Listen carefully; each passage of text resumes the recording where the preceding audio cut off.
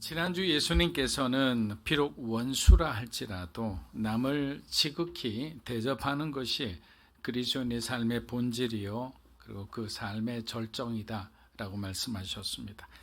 여러분, 예수님의 말씀은 단 하나의 길만을 제시하지는 않습니다. 우리가 선택했을 때 열릴 수 있는 수많은 길이 예수님의 말씀 속에 있음을 우리가 기억해야 합니다. 원수를 사랑하는 주님의 말씀에 순종했을 때 우리는 더 이상 그 사람을 미워하지 않아도 되기에 불필요한 어떤 삶의 에너지를 소비할 필요가 없습니다. 그리고 언젠가 그 사람하고 화목하게 지내게 될 때 일어나는 그런 영적인 시너지도 사실 기대할 수 있기 때문입니다. 그런데 내 감정, 지금 있는 내 어떤 상처만을 바라보고 우리가 사람을 용서하지 못한다면 우리는 예수님의 가르침을 거역하는 것이 됩니다. 오히려 주님께서 저와 여러분을 향해 주시는 그 미래를 우리는 보장받지 못할 수도 있는 거예요. 예수님께서 말씀하신 좁은 문과 좁은 길은 우리에게 진정한 제자도의 길이 무엇인지를 보여줍니다. 이 길은 어떤 상대적인 어떤 개념이 아니라 세상과 다른 삶의 방식이다라는 거예요. 세상이 선택하는 것과 전혀 다른 길이라는 거예요. 그리스도를 따르는 삶의 어려움과 헌신 또한 이 길을 걸어가는 사람들에게 찾아오는 당연한 어떤 과정이라는 것입니다. 어떤 사람에게는 이 길이 아주 넓게 보일 수도 있죠. 그렇지만 자기 자신을 온전히 내려놓지 못한 사람에게는 주님이 제시한 길이 매우 좁고 그리고 힘들고 어려운 길일 수도 있습니다. 마태복음 6장 24절에서 예수님은 사람이 두 주인을 섬길 수 없다라고 말씀하셨어요. 이는 하나님과 재물 중 하나만 선택할 수 있다는 의미입니다. 재물이 주는 허망한 안정감을 하나님보다 더 신뢰해서는 너희가 안 된다라는 거죠. 예수님께서는 우리의 마음이 무엇에 집중되어 있는지를 보시고 하나님을 따르든지 너희가 세상을 따르든지 둘 중에 하나는 선택해야 한다라고 말씀하셨습니다. 이 선택은 단순한 어떤 결단이 아닌 우리의 인생을 좌우하는 중대한 믿음의 결단이며 또 이 길을 걸어가는 동안 지속적인 헌신과 자기 부인의 과정이 요구됩니다. 모세는 백성에게 보라, 내가 오늘 생명과 복과 사망과 화를 내 앞에 두었나니 너와 네 자손이 살기 위해 생명을 택하라 라고 말씀하셨습니다. 우리가 좁은 문으로 좁은 길로 가는 것은 생명을 택하기 위해, 하나님께서 우리를 위해서 예비하신 그 영원한 생명을 얻기 위해서 지금 당장 우리 눈에 보이는 화려하고 넓은 길이 아니라 고난의 길, 복음의 길, 예수 그리스도의 증인이 되는 그런 삶의 길을 선택해 그렇게 살아가는 것입니다. 여호수아 또한 이스라엘에게 너희는 섬길 자를 오늘 택하라라고 말하며 선택의 중요성과 그 결과에 대해 강조했습니다. 예레미야도 하나님께서 그에게 주신 음성을 듣고 이렇게 전했습니다. 우리 예레미야 21장 8절 한번 읽어보겠습니다. 보라, 내가 너희 앞에 생명의 길과 사망의 길을 두었노라. 너는 이 백성에게 전하라. 자, 여기서 뭐라고 하셨습니까? 생명의 길과 사망의 길을 두었다고 합니다.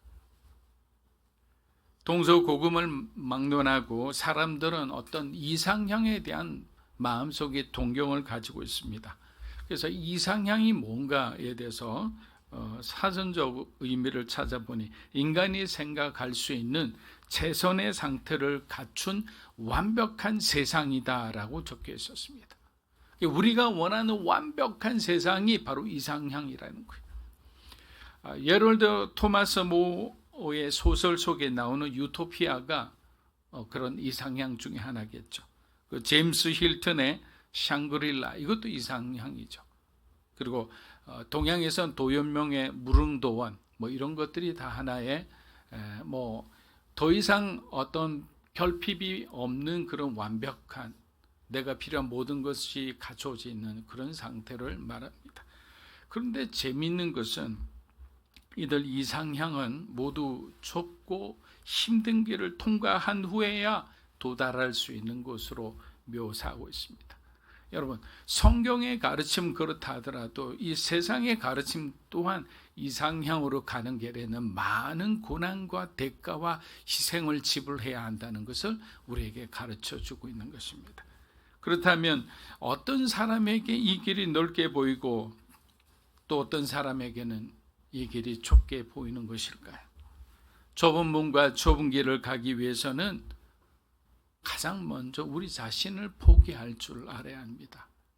내가 가진 모든 것을 내려놓을 줄 알아야 한다는 겁니다. 언제나 가장 어렵고 고통스러운 상대는 사실 사탄이 아니라 우리 자신이잖아요.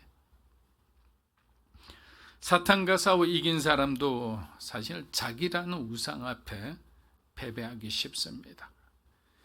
자신의 의견이 항상 옳다고 생각하기 때문에 내가 중심에 서기 원하는 그 욕망과 욕구 때문에 또 우리 자신을 중요시하는 그 마음 때문에 우리가 하나님 안에서 영적으로 성장하는 것을 오히려 방해할 수 있기 때문입니다. 그래도 신앙이 있으니 우리가 반성은 잘해요. 절야하고 금식하고 말씀이 부족하면 막 성경부 하는데 다 다닙니다. 그리고 눈물로 기도합니다. 그리고 난 뒤에 또 우리의 자아 앞에서 또 우리는 실패하고 또 쓰러지는 거예요. 아마 저뿐만 아니라 여러분들도 이와 같은 경험을 많이 하셨을 거예요. 이생의 자랑, 안목의 정욕, 육체의 정욕을 이기지 못해 자기를 부인하지 못하고 십자가를 바라보기만 해서 여전히 그 길을 가지 못하는 사람들이 있다는 거예요. 여러분, 십자가는 우리가 함께 지고 가는 거예요. 그냥 바라봐서는 안 되는 겁니다. 십자가 앞에서 우리가 주저앉아 운다고 해서 하나님께서 우리에게 어떤 부활의 기적을 주시는 건 아니잖아요. 십자가를 예수님과 함께 지고 그 십자가에 못 박혀 죽는 사람만이 부활의 놀라운 그 은혜, 영광을 얻을 수 있다라는 거예요. 그리고 우리가 아끼고 사랑하는 것들을 포기할 수 있어야 좁은 길을 갈 수 있다고 했습니다. 이쯤 되면 우리가 이런 마음이 들죠. 왜? 어떤 분들은 굉장히 오랫동안 교회를 위해 하나님 나라를 위해 헌신하신 분들이 있습니다. 상당한 어떤 금액의 헌금을 교회를 위해 어떤 선교를 위해서 봉사하신 분들도 있을 거예요. 그럼 어떤 마음이 드냐? 하나님 좀 너무하신 것 아니냐고. 우리의 어떤 형편과 상황을 좀 헤아려 주시면 안 되냐고. 우리는 자꾸 이성적으로 접근합니다. 그리고 내게 너무 많은 것을 요구하신다고 생각하지 않습니까? 라고 되물을 수도 있는 거예요. 그러나 디모데전서 6장 우리 7절과 9절을 읽으면 왜 우리가 이러한 것들을 내려놓아야 하는지 어느 정도 이해할 수 있다고 생각합니다. 한번 읽어보겠습니다. 우리가 세상에 아무것도 가지고 온 것이 없음에 또한 아무것도 가지고 가지 못하고 우리가 먹을 것과 입을 것이 있은즉 족한 줄로 알 것이니라. 부하려 하는 자들은 시험과 올무와 여러 가지 곧 사람으로 판과 멸망에 빠지게 하는 것이라. 이 말은 할 수만 있다면 세상에 대한 집착과 미련은 버리는 것이 좋다라는 거예요. 우리를 지으신 목적이 하나님의 어떤 영광을 위한 것이라면 우리의 삶도 하나님이 지으신 목적에 맞는 삶을 살아야 하지 않겠습니까? 산상수훈은 바로 우리에게 좁은 길로 들어가는 하나의 관문인 거예요. 주님의 말씀을 소중히 여기고 우리가 순종하려 할 때 성령께서는 저와 여러분의 결단을 빛나게 해주실 거예요. 마태복음 7장 13절 14절에서 예수님은 좁은 길을 선택하는 용기와 그 길의 끝에 있는 영원한 생명을 강조하셨습니다. 이 길을 선택하고 걸어가는데 용기가 필요한 이유는 이 길이 세상의 가치와는 정반대되는 선택을 요구하기 때문입니다. 그 결과 세상으로부터 여러 가지 핍박과 오해가 생길 수도 있어요. 여러분이 좁은 문으로 들어가는 순간 여러분이 가장 사랑하는 사람이 여러분의 핍박자가 될 수도 있습니다. 저의 경우는 제가 목사가 됐다는 결심을 어머니께 말씀드리자 어머니의 태도가 정말 순간 돌변하셨고 1년 동안 대화가 어려울 정도로 관계가 힘든 적이 있었습니다. 이처럼 여러분이 은혜를 받는 것을 막아서는 존재가 사탄이라면 우리 영적으로 싸우겠죠. 근데 여러분이 가장 아끼는 사람, 여러분이 가장 존경하는 사람이 여러분의 헌신의 길을, 여러분이 좁은 길로 들어가 하나님의 영광을 위해 싸우겠다고 그 말하는 그 길을 막아선다면 그만큼 난감한 것도 없을 겁니다. 그러나 우리가 그 사랑하는 사람을 변화를 기다려주고 하나님께서 가장 선한 방법으로 새롭게 해주시기를 기대할 때 하나님은 우리 마음의 중심을 보시고 우리의 공동체와 우리의 가족을 변화시켜 주시리라 믿습니다. 그냥 싸워서는 안 되는 거예요. 저는 싸워 보기도 하고 업소해 보기도 하고 여러 가지 방법을 다 썼으나 소용이 없었어요.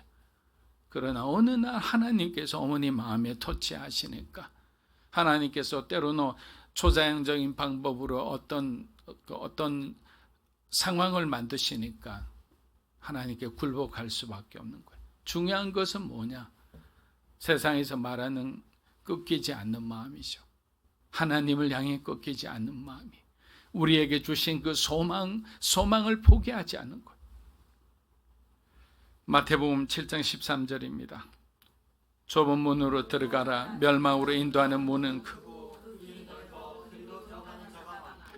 좁은 문과 좁은 길은 지금까지 예수님께서 말씀하신 산상수훈의 가르침들을 지키는 것이 그만큼 어렵다는 것을 말씀하는 거예요. 우리가 지금까지 쭉 배워왔던 그 모든 것들이 사실 순종하기가 쉽습니까? 상황에 따라 다르죠. 우리가 성령 충만하고 우리가 하나님의 은혜로 정말 은혜를 그냥 우리가 사모할 때는 언제든지 우리는 헌신할 준비가 돼 있어요. 주님이 길을 가리키면 그 길을 갈 준비가 돼 있어요. 그 은혜가 없어요. 성령의 기름이 떨어져 버렸어요. 그냥 마음이 팍팍하고 정말 모든 사람을 향해 부정적인 마음으로 돌아설 때는 아무리 누가 말해도 들리지가 않는 거예요. 예수님은 우리가 항상 성령 충만한 상태에서 하나님의 의를 지키며 살아가는 것이 어렵다는 것을 너무나 잘 알고 계십니다. 그러나 성령의 도우심으로 우리가 자기를 부인하고 자기 십자가를 지고 주님을 따른다면 그 길은 비록 좁고 위험해 보일지라도 결국 그 길이 저와 여러분을 생명으로 인도하는 길이라는 것입니다. 반면 넓은 길은 예수님의 말씀과 상관없이 자기 뜻대로 자기가 원하는 대로 살아가는 삶을 상징하는 거예요. 사람들이 이 문을 선택하고 들어가는 순간 뭐라고 생각하는 줄 아세요? 역시 내 선택이 옳아서라고 확신하기 시작합니다. 아니 저 사람은 왜 자꾸 저 어렵고 힘들고 사람들이 찾지 않는 저 길을 가는 거야? 왜 우리 동생은 자꾸만 내가 그렇게 말해도 이 길로 가면 돈을 많이 벌 수 있고 유명해질 수 있고 사람들에게 인정받을 수 있고 어마어마한 영향력을 가질 수 있는데 저 예수쟁이 저 내 동생은 저 어려운 길을 그 고난의 길을 간다라고 생각할 수 있습니다. 그래서 이 넓은 문은 우리의 오감을 자극해요. 무한한 경쟁심을 부추기고 노력하고 한 만큼 성공하고 성취하는 것에 만족을 느끼게 해줍니다. 얼마나 합리적이에요. 그러나 이 길의 끝으로 갈수록 사람들은 점점 불안해하며 경쟁에서 뒤처진 사람들은 절망과 죽음을 생각하게 되는 거예요. 결국 이 길이 멸망으로 이끄는 길임을 깨닫게 될 때 찾아오는 그 두려움과 공포를 여러분 한번 상상해 보세요. 내가 지금 옳은 길이라 생각하고 이 길을 열심히 달려갔는데 이 길의 끝이 막힌 길이라고 생각해 보세요. 그런데 오히려 이 길이 정말 구원의 희망이 없는 길이라 생각했을 때는 죽음보다 더한 두려움과 어마어마한 고독함이 찾아오는 거예요. 그래서 우리는 주님의 시간이 도래하기 전에 사랑하는 사람들에게 복음을 전해야 한다고 생각합니다. 예수님께서 잡히시기 전날 밤 겟세마네 동산에서 정말 간절히 기도하셨어요. 주님의 기도가 우리의 기도가 되었으면 합니다. 만약 그날이 내일이라면 어떡하시겠습니까? 생각만 해도 가슴이 두근거리고 마음이 절박해지지 않습니까? 우리는 불신앙의 결과가 어떠한지 너무나 잘 알고 있어요. 그래서 우리는 무서운 거예요. 그래서 우리는 복음을 전하는 일에 쉬지 않고 우리가 때를 얻든지 못 얻든지 주의 복음을 전하기 위해 힘을 써야 하는 거예요. 사랑하는 가족뿐만이 아니 우리의 이웃과 타문화권에 있는 누군가를 위해서라도 우리는 헌신하고 봉사할 수 있어야 하는 것입니다. 그렇다면 좁은 길을 걸어가는 사람의 특징은 무엇일까요? 사도행전의 역사는 성령의 인도하심을 따라 하나님의 때를 기다리는 사람들의 이야기입니다. 우리 누가복음 24장 48에서 49절입니다. 너희는 이 모든 일의 증인이라. 볼지어다 내가 내 아버지께서 약속하신 것을 너희에게 보내리니 너희는 위로부터 능력을 이 성에 머물라. 자, 예수님은 제자들에게 예루살렘을 떠나지 말고 기다리라고 하셨습니다. 자, 예루살렘은 예수님께서 십자가에 달리신 곳이고 제자들에게는 당장이라도 떠나고 싶은 그런 장소였을 거예요. 그러나 예수님은 그들에게 머물고 기다리라고 하셨습니다. 여러분, 마가의 다락방은 대제사장 집 아주 가까이 있었어요. 이곳에서 제자들은 언제 발각될지 모르는 그런 위험 속에서 머물고 있었던 겁니다. 만약 주님께서 언제까지 기다리라 그러면 내가 너에게 필요한 모든 것을 공급하시겠다. 하늘로부터 불이 내려와 너희를 성령 충만하게 하시리라. 이렇게 말씀하셨다면 그날까지 우리는 조심조심하면서 또 하나님이 그날 주시는 그 축복을 사모하며 견뎌낼 수 있을 거예요. 그런데 하나님은 언제 성령의 불이 임할 것이라고 말씀하지 않으시고 단지 우리에게 기다리라고 하신 거예요. 여러분, 이처럼 기약 없는 기다림처럼 우리를 힘들게 하는 것도 없죠. 여기서 주목할 것은 예수님의 부활을 목격하고 예수님의 어떤 성천을 목격한 그 500명 이상의 정인 중에서 끝까지 기다린 사람은 120명밖에 되지 않는다는 거예요. 나머지 380명은 어디로 갔을까요? 그들에게는 나름의 이유가 있었을 거예요. 그러나 결과적으로 그들은 주님의 말씀을 끝까지 따르지 못했던 거예요. 우리는 어쩌면 기다리지 못해 하나님의 역사를 경험하지 못하는 것은 아닐까요? 좁은 길은 넓은 길에 비해 많은 인내와 기다림을 요구합니다. 선교사님들의 삶을 보면 초기의 열정과 열심히 지나면서 하나님의 뜻을 더 깊이 깨닫고 그때부터 하나님의 원하시는 그런 어떤 사역들을 하시는 것을 봅니다. 왜냐하면 초기에는 성과를 내기 위해 하나님보다 자기를 보낸 파송한 그 교회의 어떤 기대에 더 맞추어서 그렇게 신경을 쓰다가 어려움을 당합니다. 그러나 많은 실패와 고난을 겪은 후에야 하나님의 시간표에 따라 자신의 삶을 조정하고 맞추고 따르는 삶을 살게 된다는 거예요.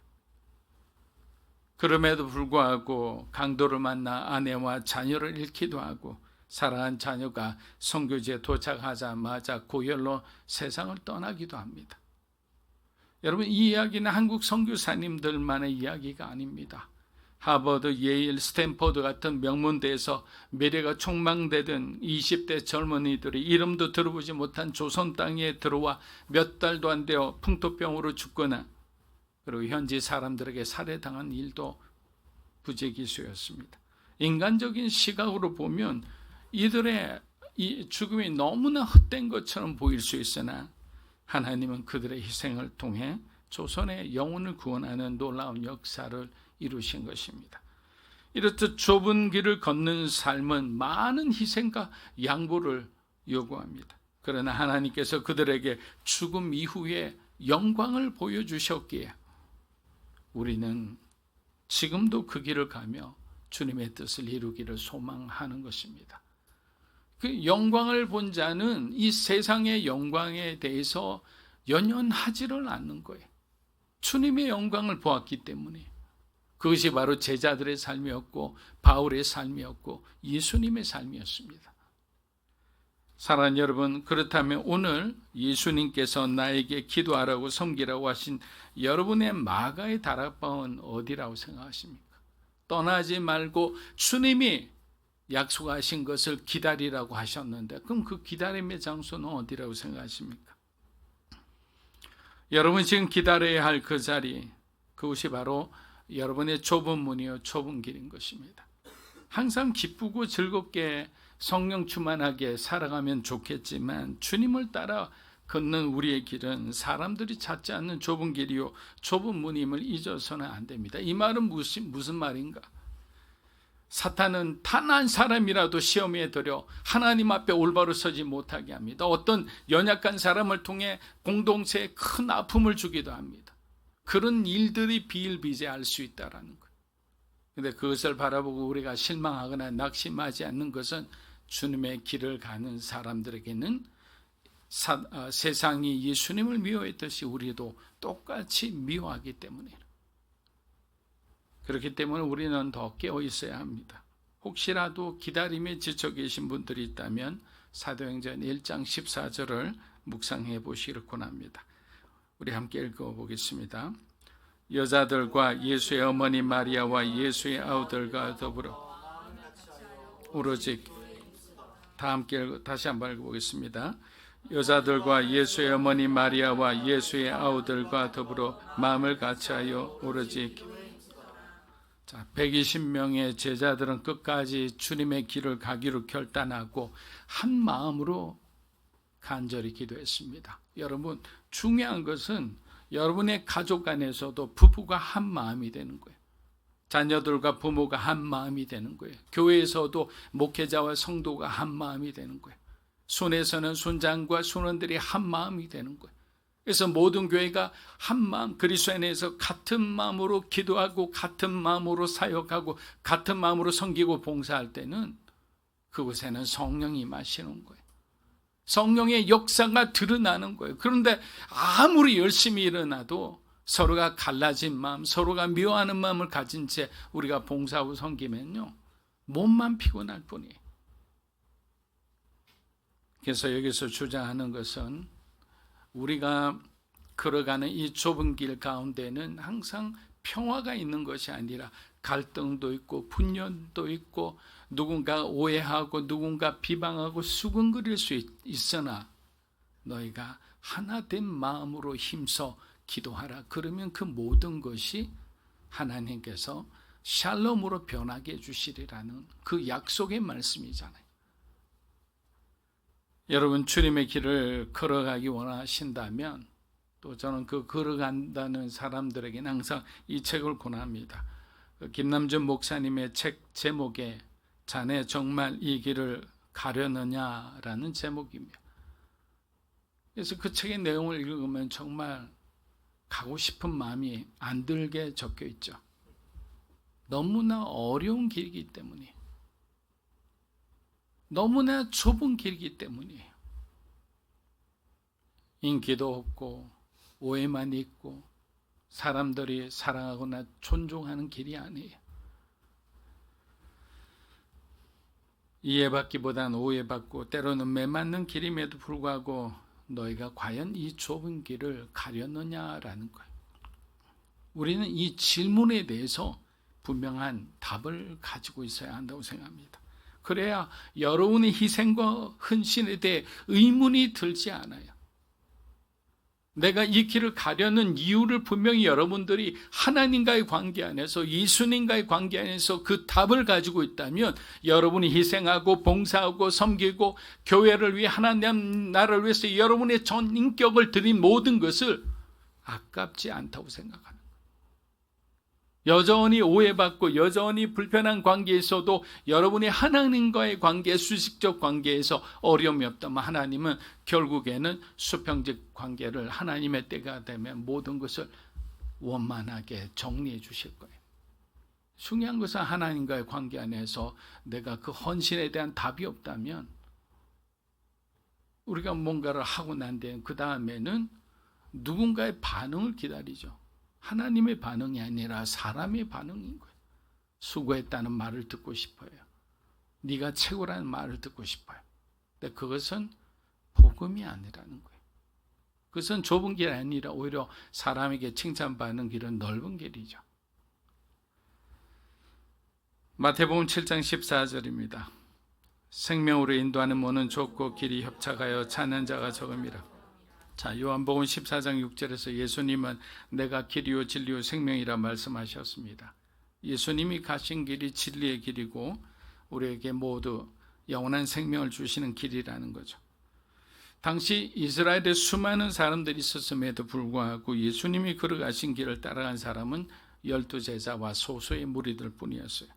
그런데 기적과 이적을 경험하고 나서 사람들은 예수님의 예루살렘 입성을 열렬히 환영하고 따랐습니다. 그러나 그것도 얼마 되지 않아 세상의 권세 앞에,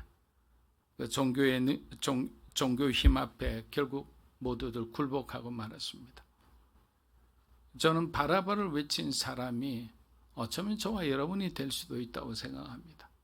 그렇게 우리는 항상 우리가 의롭다 생각해서는 안 되는 거예요. 기독교 역사는 박해 역사입니다. 초대교회는 로마 제국으로부터 250년 동안 박해를 받았습니다. 그 기나긴 박해를 종식시킨 콘스탄티누스 황제가 니케아 공의회를 소집했을 때 모인 기독교 지도자들은 총 318명이었습니다. 그런데 그 자리에 모인 사람들 중 대부분이 한쪽 눈이 없거나 한쪽 손이 잘렸으며 한쪽 다리를 쓰지 못해 절룩거리는 사람들이었습니다. 신앙을 지키기 위해 고문을 받아 크고 작은 장애를 지니게 된 사람들이 318명 중 306명이었습니다. 두 눈과 두 손, 두 다리를 온전하게 가지고 있는 사람은 겨우 12명밖에 되지 않았습니다. 그들은 단지 예수님을 믿는다는 이유만으로 모진 고문과 고난을 견뎌내야만 했습니다. 20세기의 위대한 설교자 A.W. 토저는 이렇게 말했습니다. 기독교 역사를 보면 교회는 언제나 빈곤함이 아닌 번영 때문에 약해지고 배교했다. 교회가 영적으로 가장 강력했던 때는 빈곤하고 박해받은 때와 일치한다. 우리에게는 먼저 그 길을 걸어가신 예수님이 계십니다. 주님은 단순히 우리의 앞길을 안내하신 분이 아니라 스스로 그 길을 걸으며 고난과 시험을 이겨내신 분이십니다. 예수님의 삶과 죽음과 부활은 그 길이 단지 고통과 희생의 길이 아니라 궁극적으로는 우리에게 승리와 영광으로 이어지는 길이라는 것을 가르쳐 주신 거예요. 복음을 위한 우리의 고난은 결코 헛되지 않을 것이라고 가르쳐 주신 거예요. 주님께서 걸어가신 그 길을 우리가 함께 걸을 때 너희도 주의 영광에 동참하게 되리라고 말씀해 주신 거예요. 사랑하는 여러분, 좁은 문과 좁은 길은 세상과의 타협을 거부하고 오직 하나님께만 충성하겠다는 저와 여러분의 결단인 거예요. 이 길은 헌신과 많은 헌신과 결단을 요구하지만 결코 우리는 외롭지 않은, 왜냐하면 주님께서 저와 여러분과 함께 하시기 때문에 주님 안에서 우리가 서로가 서로를 돕고 지지하고 하나된 공동체를 이름으로 함께 좁은 문, 좁은 길을 걸어가는 믿음의 공동체가 되시기를 축복합니다.